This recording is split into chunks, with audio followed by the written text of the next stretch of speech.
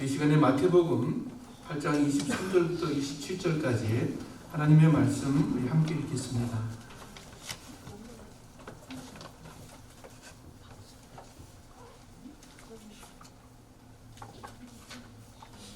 다 같이 읽죠. 배에 오르심에 제자들이 따랐더니 바다에 큰 놀이 일어나 배가 물결에 덮이게 되었으나 예수께서는 주무시니라. 제자들이 나와 깨우며 이르되 주여 구원하소서 우리가 죽겠나이다. 예수께서 이르시되 어찌하여 무서워하느냐 믿음이 작은 자들아 하시고 곧 일어나사 바람과 바다를 꾸짖으시니 아주 잔잔하게 되거늘 그 사람들이 놀랍게 여겨 이르되 이가 어떠한 사람이기에 바람과 바다도 순종하는가 하더라. 아멘.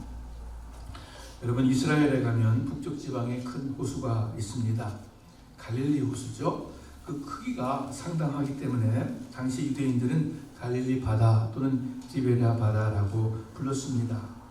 예수님께서 주로 사역하셨던 지역이 바로 이 갈릴리 호수의 서안, 서쪽 연안이었습니다. 오늘 본문의 배경을 보면 예수님께서 갈릴리 호수 서쪽 그 가버나움이라는 동네에서 많은 병자들을 고치시고 귀신을 쫓아내시고 사역을 하셨습니다. 그러다가 예수님께서 제자들에게 호수 건너편 동쪽으로 건너가자고 분부를 내리십니다. 그래서 여러분과 제가 읽은 23절에 배에 오르심에 제자들이 따랐더니 23절에 이렇게 나오죠. 이제 호수 반대편으로 건너 가십니다.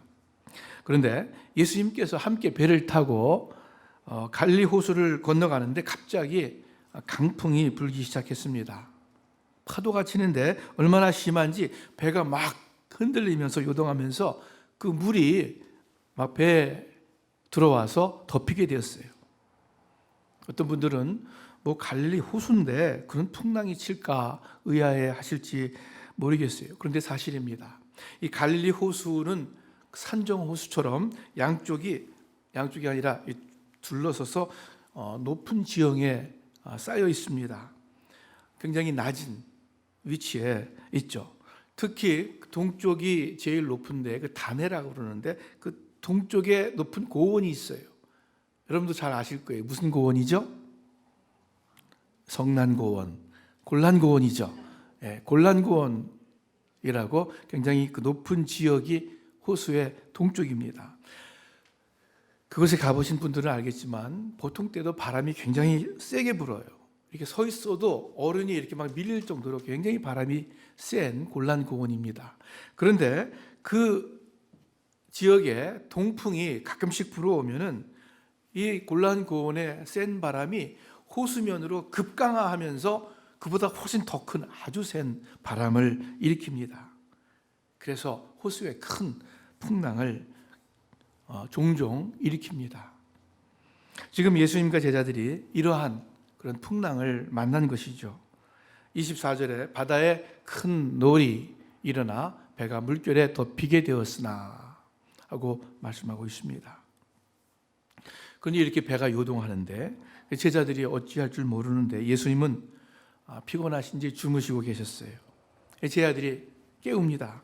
25절에 제자들이 나와 깨우며 이르되, 제자들의 말을 보면은 지금 그들 상황이 아주 위급한 풍전등화와 같은 상황임을 알 수 있습니다. 우리가 죽겠나이다. 지금 빠져가고 있습니다. 그런 뜻이죠. 그런데 예수님은 파도에도 안고 주무시는데 제자들이 흔들어 깨웠죠. 그 깨신 다음에도 그 풍랑이 치는 바람이 부는 위험한 상황에 별 요동이 없으십니다. 오히려 26절에 보니까 예수께서 이르시되 어찌하여 무서워하느냐? 왜 무서워하느냐? 너희가 믿음이 없구나. 이렇게 하시면서 일어나서 바람과 바다를 꾸짖고 곧바로 잔잔하게 되었다 말씀하고 있습니다. 제자들이 예수님의 이 모습을 보고 굉장히 놀랐을 것입니다. 불과 얼마 전에 가버나움에서 병 고치고 귀신을 내쫓고 하는 예수님의 그 기적을 보았지만 또 그것과는 다르잖아요, 종류가. 어떤 분위기에 바람과 바다도 순종하는 곳, 이 자연 현상까지 컨트롤하시는 그 예수님의 모습을 보고 제자들이 굉장히 놀랐을 것입니다. 자, 이것이 오늘 본문의 사건입니다. 예수님은 2000년 전만의 예수님이 아님을 우리가 믿습니다. 21세기 오늘을 살아가는 우리들의 예수님이심을 우리가 분명히 믿습니다. 아멘이죠? 네. 우리 삶 가운데 계시고 일하시는 예수님이신 줄을 믿습니다. 그러므로 갈릴리 호수의 풍랑을 잠잠케 하신 예수님, 오늘도 똑같이 여러분과 저의 삶의 풍랑을 잠잠케 하시는 그러한 예수님이신 것을 믿습니다. 두려움 가운데 있었던 제자들이 예수님께 나와 도움을 구했을 때 예수님께서 일어나셔서 역사하셨어요. 제자들이 더욱 예수님을 주목하게 되었습니다. 다시 평안이 찾아왔습니다.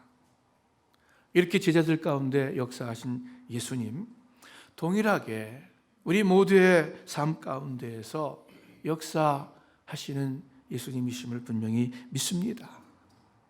그렇게 일하고 계신 예수님이십니다. 그래서 오늘 우리가 삶의 풍랑을 만날 때 반드시 알아야 할 것, 마음에 기억해야 할 것, 그리고 또 우리가 해야 할 것, 이러한 것들을 듣고 마음에 새기기를 원합니다. 첫 번째, 여러분 풍랑 가운데 예수님이 그 가운데 함께 계시다는 사실을 잊지 마시기 바랍니다. 제자들이 타고 가던 배가 심히 요동치고 흔들리고 물이 들어왔습니다. 제자들이 무척 노력을 했을 거예요. 점점 물이 차고 물에 빠지는 듯한 죽을 것 같은 어려운 상황이 됐습니다. 그러나 그 배 안에 주님이 계셨어요. 편히 주무시고 계셨습니다. 멀리 떨어져 계신 것도 아니었어요. 아마 이 배가 한 7, 8m, 10m가 절대 넘지 않는 작은, 비교적 작은 고기잡이 배였다고 생각을 합니다. 지금도 갈릴리 호수에 가면 그런 사이즈의 배들이 많이 있어요. 제가 갈릴리 호수에 가서 배를 탔는데 한 14명 정도가 배를 탔어요. 굉장히 작은 배예요. 아마 예수님과 제자들이 한 14명 되는 그런 배를 타셨을 거예요. 즉 예수님은 제자들과 한 배를 타고 아주 가까이 계셨습니다. 여러분과 저의 삶에 풍파가 닥칠 때 주님이 안 계신 것이 아닙니다. 하늘이 무너지는 듯한 큰 어려움이 생기면 사람들이, 매우 믿지 않는 분들도 그렇게 얘기하죠. 하나님도 무심하시지, 이렇게 표현을 해요. 그런데 하나님은 무심하지 않습니다. 하나님이 다 보고 계세요. 함께 계세요. 그리고 일하세요. 임마누엘 하나님이라고 우리가 예수님 믿지 않습니까? 우리 개인과 가정뿐만 아니라 교회에도 어려운 일이 생기기도 합니다. 풍랑이 있습니다. 더욱이 요사이 우리가 코로나 바이러스 때문에 아주 온 세상이 정말 다 그것에 쌓여 있는 것 같아요. 우리 권태수 집사님도 거의 다 코로나 바이러스 기도했어요. 다 우리의 생각이, 우리가 보는 게, 우리가 행하는 게 다 이 코로나 바이러스 사태에 잡혀 있는 것 같아요. 그런데 이 가운데 주님이 살아계시다는 사실을 여러분 잊지 마시기를 바랍니다. 지금도 우리 곁에 계시고 또 앞으로도 계속해서 우리 모두와 함께 하신다는 사실 잊지 말고 꼭 의식적으로 여러분 기억하시기를 바랍니다. 천지 만물을 창조하신 하나님, 또 그 하나님의 아들 예수 그리스도께서 나와 함께 하신다는데 여러분 무슨 문제가 있겠습니까? 무슨 어려움이 있고 무슨 더 바랄 것이 있겠어요? 주님이 나와 함께 하신다고 약속하셨는데. 모세가 죽은 후에 여호수아가 이스라엘 백성들을 이끌고 가나안 땅으로 들어가게 되었습니다. 여호수아가 그 마음 가운데 이렇게 생각했겠죠. 이스라엘 백성은 목이 곧은 백성인데 그 능력의 사람, 하나님의 사람 모세의 말도 거역하고 따르지 않았는데 이 젊은 내가 이들을 제대로 다스릴 수 있을까 걱정했을 거예요. 또 가나안 땅은 이스라엘보다 한층 더 강한 무기와 강한 병사들을 가진 부족들이 많이 진치고 있는데 우리가 그들과 싸워서 승리할 수 있을까 아마 걱정되고 불안하고 두려웠을 거예요. 이런 약한 여호수아에게 하나님께서 오셔서 그를 강하게 세우시는데 어떻게 그를 강하게 만드느냐? 어떤 특별한 새로운 지도력을 준 것이 아닙니다. 전쟁 수행의 능력을 주신 것도 아니었어요. 단지 하나님께서 여호수아에게 말씀하시는데 내가 너와 함께 하겠다. 내가 너와 함께 하겠다. 그 말씀만 하셨어요. 그 말씀으로 여호수아를 강하게 세워주셨습니다. 바울 사도가 고린도에서 복음을 전할 때 이 핍박과 많은 대적들로 인해서 두려움이 있었습니다. 그때 예수님께서 환상 가운데 나타나서 바울을 격려하고 다시 힘을 주시는데 다른 것이 아니었어요. 두려워하지 말라. 내가 너와 함께 있겠다. 내가 너와 함께 있겠다 하는 그 말씀 하나였어요. 그 말씀에 또 힘을 얻어서 복음이 전파되었습니다. 여러분과 저에게 필요한 것도 이 사실 한 가지입니다. 우리 삶의 때때로 종종이죠. 바람이 불고 폭풍우가 몰아쳐 옵니다. 풍랑이 엎치락 뒤치락 어지럽고 혼돈 가운데 우리를 처하게 합니다. 내 능력과 내 지식으로 해결할 수 없는 문제들도 많이 있습니다. 그러나 여러분, 그래도 괜찮아요. 왜 괜찮으냐 하면은 무엇보다도 확실한 것 하나 있어요. 그것은 삶의 풍랑 가운데 주님이 우리와 함께 계신다는 사실 때문입니다. 모든 사건과 모든 역사의 주인이 되시는 하나님, 우리 주님이 우리와 함께 하신다는 사실, 여러분 이것을 먼저 기억하시기를 바랍니다.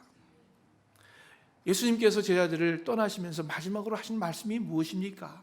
그것은 어떤 의미에서 제자들 또 그 제자들을 통해서 생겨날 그 후에 많은 제자들 곧 여러분과 저 우리에게 마지막으로 주님께서 가장 중요하게 하신 말씀이 뭐예요? 볼지어다 내가 세상 끝날까지 너희와 항상 함께 있으리라. 우리 예수님을 믿는 우리라면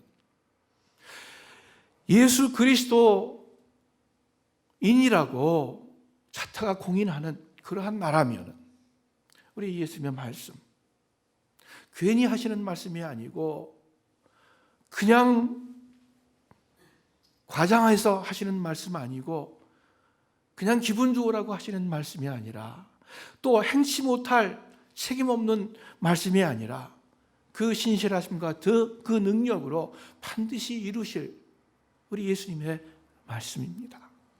내가 너희와 항상 함께 있겠다. 이 사실 먼저 우리 마음 가운데 새겨야 하겠습니다.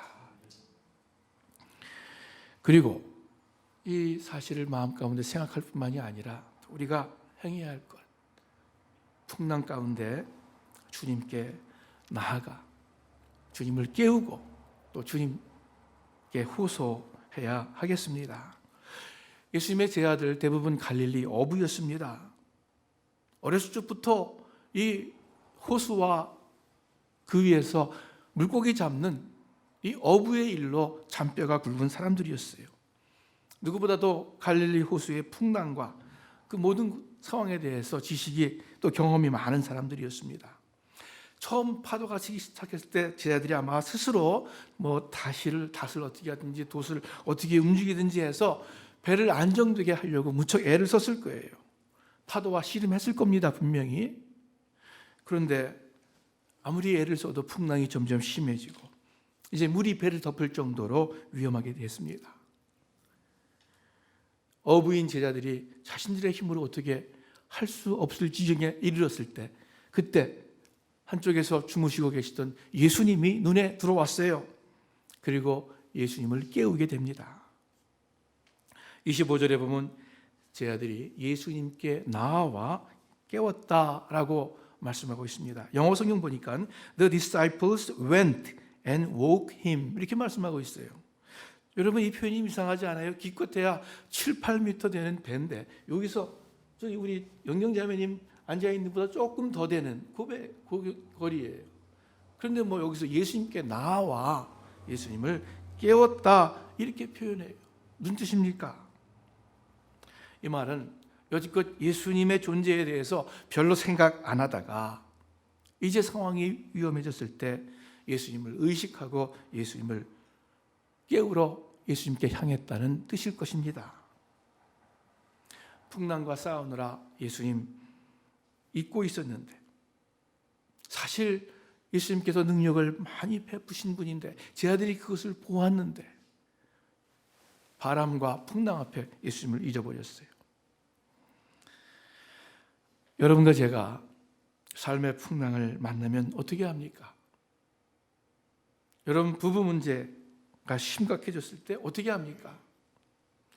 자녀 문제로 걷잡을 수 없는 풍파가 생겼을 때 어떻게 합니까? 병이 들었어요. 사업에 참 어려움이 찾아왔어요. 어떻게 하죠? 이 사회에 코로나 질병이 창궐하게 되었습니다. 사람들이 다 두려워합니다. 어떻게 해야 되죠?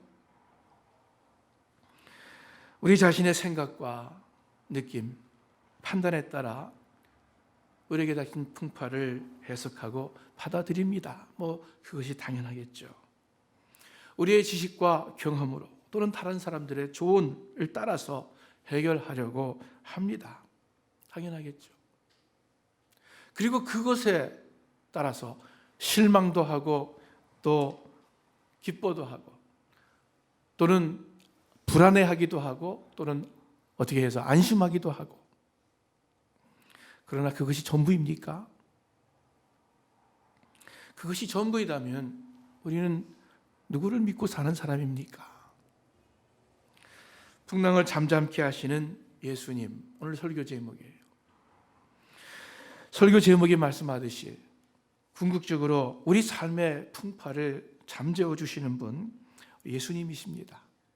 우리의 불안과 두려움을 물리쳐 주시고 진정한 평강과 안심을 가져다 주시는 분 오직 예수님 뿐이심을 믿습니다. 여러분, 이 사실을 잊지 말고 우리가 만나는 삶의 풍파에, 이 사회의 풍파에 우리의 지식과 경험만을 가지고 대응하지 마시고 더 근본적으로 주님께 나와 주님을 깨우고 주님의 도우심을 구하는 여러분과 제가 되기를 바랍니다. 여러분, 결국 주님이 일어나셔서 바람과 바다를 꾸짖으시고 풍랑을 잠재워 주지 않으셨습니까? 자, 이것은 꼭 어떤 문제의 해결이 되고 안 되고가 아니에요. 코로나 바이러스가 나중에 다 없어지고 안 없어지고가 문제가 아니에요. 이미 그 이전에 우리 마음속에 있는 불안과 염려와 두려움을 말하는 거예요. 그 풍랑, 우리 마음속에 있는 풍랑은 여러분, 코로나가 잠잠이 된다 하더라도 또 다른 풍랑 찾아와요. 그 이상으로 어려운 일들 얼마든지 있습니다. 어제 그제 우리 장도롱 집사님하고 전화 통화를 했는데 장도롱 집사님에게는 코로나가 아무 문제가 아니에요. 왜? 그보다 더 심각한, 더 어렵고 당장 아픈 문제가 있기 때문에 뭐 코로나 별거 아니에요. 사실 뭐 우리 가정들 가운데 코로나로 인해서 갑자기 문제 생긴 가정은 아무도 없어요. 그리고 솔직히 코로나 때문에 아마 목숨을 잃을 사람 많지 않아요. 그보다 더 힘든 일들 우리에게 얼마든지 있었고 지금도 있고 앞으로도 있을 거예요. 삶의 풍랑은 항상 있습니다. 그 풍랑을, 우리 마음속에 있는 두려움과 불안을 잠잠케 해 주실 분, 우리 예수님밖에 없음을 우리가 믿습니다. 우리가 이 땅에서 어떤 문제 앞에서 애쓰고 고민하고 해결하려고 노력을 경주합니다. 당연히 그래야 되죠. 어려운 상황에서 더 주의하고 더 조심을 합니다. 당연히 그래야 되죠. 그러나 여러분과 제가 아무리 조심해도 아무리 주의해도 하나님의 손에 모든 것이 달려 있음을 우리가 압니다. 시편 127편에 우리 다 같이 한번 읽어볼까요? 여호와께서 집을 세우지 아니하시면 세우는 자의 수고가 헛되며 여호와께서 성을 지키지 아니하시면 파수꾼의 깨어 있음이 헛되도다. 옛날 성경에는 파수꾼의 경성함이 헛되도다. 아무리 정신 차리고 망을 보아도 하나님께서 성을 지키지 아니하시면은 다 뚫린다, 다 헛되다 말씀하는 거예요. 우리 이 사실을 알고 더 하나님께 나아가는, 주님께 나아가는 그러한 시간들이 되기를 바랍니다. 마태복음 14장에 보면은 이와 비슷한 그러나 분명히 다른 사건이 있습니다. 예수님께서 이번에도 제 아들과 함께가 아니죠. 제 아들을 먼저 호수 동편으로 배를 태워 보냅니다. 밤이 늦어졌는데 파도가 심해지면서 제 아들이 그 풍랑과 싸우면서 고생을 하고 있습니다. 제 아들이 보니까 멀리서 어떤 시커먼 물체가 바다 위로 걸어오고 있습니다. 유령인 줄 알았어요. 제 아들이 무서워했어요.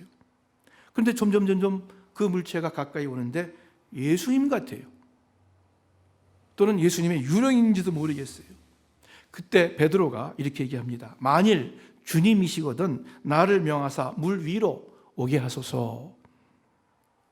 이러니까 예수님께서 오라 베드로에게 그렇게 했어요.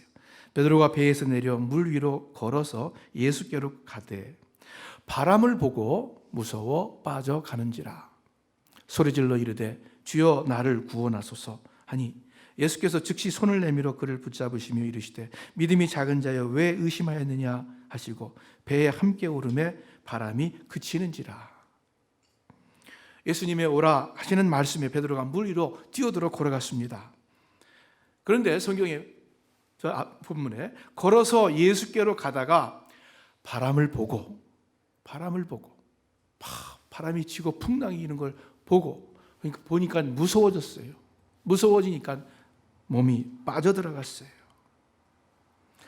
베드로가 비록 짧은 거리지만 물 위를 걸었습니다. 인간으로서 놀라운 일입니다. 그런데 이 놀라운 일은 베드로가 예수님을 볼 때 일어났습니다. 베드로가 풍랑을 바라볼 때 무서움이 생기고 그리고 그 발이 물속으로 빠져 들어갔습니다. 여러분 삶에 풍파가 있습니까? 어려움이 있습니까? 미움과 분노로 마음이 요동합니까? 실망과 낙심으로 마음이 어두워지고 떨어집니까? 이 사회에 먹구름이 몰려옵니까? 두려움과 불안이 있습니까?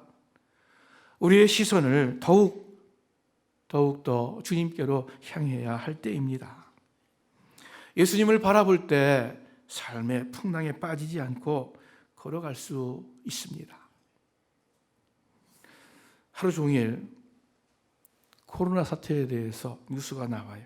컴퓨터 키면 그냥 코로나 사태에 대한 이야기예요. 모든 대화, 모든 화제가 코로나 사태에 대한 것입니다. 당연해요. 마켓을 가도 어디를 가도 프리웨이를 달려도 코로나 사태 때문에 이렇구나 하는 마음을 갖게 됩니다. 다 우리를 두렵게 하는 바람이고 풍랑입니다. 여러분과 제가 이 바람과 풍랑만을 바라본다면 누구나 할 것 없이 불안과 두려움에 빠질 것입니다. 마음이 어두워질 것입니다. 베드로가 바람을 볼 때 물에 빠져들어간 것처럼 마찬가지로요. 그래서 이러한 때 더욱더욱 우리가 예수님을 바라보아야 하겠습니다. 코로나 사태 계속 듣고 이야기 듣고 하면은 마음이 우울해지죠. 그렇지 않아요? 마음이 막 이상해지면서 황량해지면서 우울해져요. 그래서 제가 느꼈어요. 이거 우울증 환자 많이 생기겠다. 우울증 환자. 코로나 바이러스만이 무서운 것이 아니라 오히려 더 파괴적이고, 제가 카톡에 썼어요. 더 은밀하게 우리의 삶을 공격하는 것이 사탄의 공격이 있죠. 우리의 두려움과 불안과 낙심입니다. 본문에 믿음이 작은 자들아 예수님이 책망하셨어요. 배가 흔들리고 배에 물이 찰 때 두려워하는 것 너무나 당연합니다. 인지상정이에요. 그런데 왜 예수님은 믿음이 작은 자들아 책망을 합니까? 그것은 제 아들이 막 풍랑이 일고 배가 침몰하게 된 위험한 상황만을 보았기 때문이에요. 그 안에 주무시고 계신 예수님을 보지 못했기 때문에 믿음이 적은 자들아 말씀하신 거예요. 여러분, 코로나 사태를 보면서 우리가 조금 두려운 마음도 생기고 조심해야겠다, 주의해야겠다, 그거 괜찮아요. 그래야죠. 그러나 그것뿐이라면은요, 하루 종일 그 사태로 인해서 뉴스 보고 그것으로 인해서 마음이 심드렁해지고 우울해지고 두려워진다면, 그것뿐이라면 우리는 믿음이 적은 자들아 책망을 받아 마땅할 것입니다. 믿음 없는 자가 되지 말고 믿음 있는 자가 되어서 이러한 시기를 통해서 더 예수님께 가까이 나아가는 그러한 여러분과 제가 되기를 바랍니다. 그래서 개인적으로 말씀과 기도의 시간을 더 갖자고 목회자 코너에 썼어요. 또 목장 모임에서 함께 격려하면서 기도하자고 썼습니다.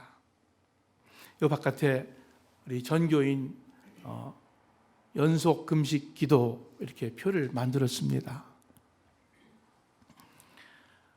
일주일에 한 끼 굶으면서 그 굶는 시간이 많이 남잖아요. 밥 한 끼 안 먹으면 왠지 시간 여유가 생기더라고요. 그 시간에 하나님께 마음을 향하고 더 기도하자 하는 의미에서 우리가 개인적으로 또 목장별로 또 교회적으로 전체적으로 주님을 바라보기를 원하는 것입니다. 더욱이 또 사순절 기간이에요.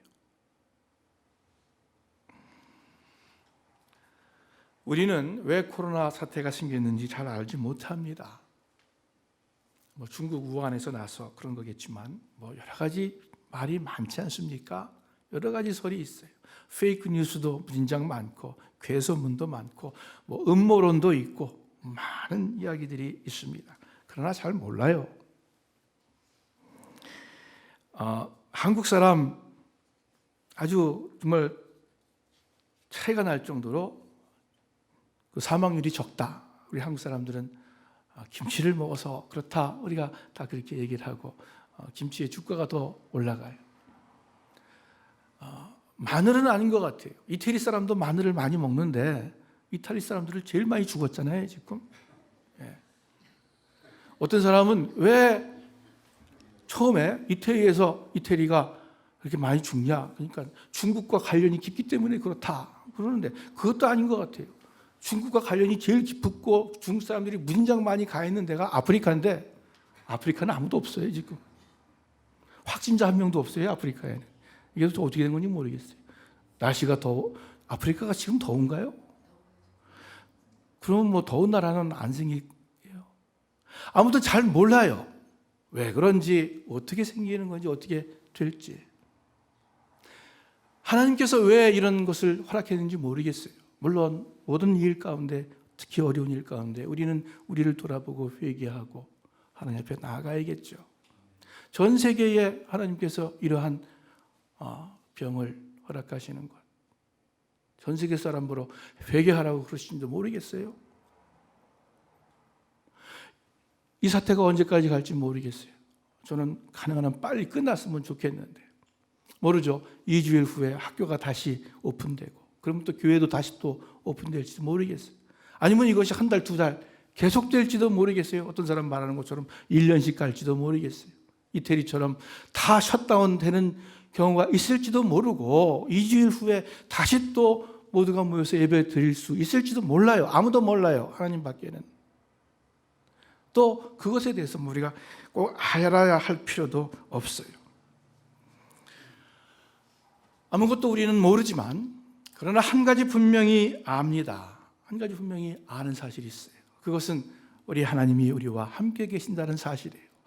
그거를 구체적으로 표현한다면요, 고린도전서 10장 13절 말씀, 사람이 감당할 시험 밖에는 너희가 당한 것이 없나니 오직 하나님은 미쁘사 너희가 감당하지 못할 시험 당함을 허락하지 아니하시고 시험 당할 즈음에 또한 피할 길을 내사 너희로 능히 감당하게 하시느니라. 이 사실은 우리가 분명히 믿습니다. 어떤 상황이 펼쳐진다 할지라도, 나에게 어떤 문제가 생긴다 할지라도 감당치 못할 시험 나에게 하나님께서 허락지 않으실 거예요. 우리 가정에 허락지 않으실 거예요. 믿는 자는. 로마서 8장 28절, 이 사실을 우리가 분명히 압니다. 다 같이 읽죠. 우리가 알거니와 하나님을 사랑하는 자 곧 그의 뜻대로 부르심을 입은 자들에게는 모든 것이 합력하여 선을 이루느니라. 코로나 바이러스 자체까지도 모든 것에 포함돼요. 다 합력해서 우리에게 가장 좋은 선을 이루실 줄을 믿습니다. 여러분 예수님 믿으십니까? 그렇다면 로마서 8장 28절 이 말씀 믿으시기를 바라요. 다 몰라요. 원인이 뭐고 전개가 어떻게 될 것이고 어떤 것이 다 몰라도 한 가지 아는 것, 하나님을 사랑하는 자 곧 그 뜻대로 부르심을 입은 자들에게는 모든 것이 합력해서 선을 이루느니라. 하나님 사랑하면 되는 거예요. 성경 구절 두 절만 더 읽고 마칩니다.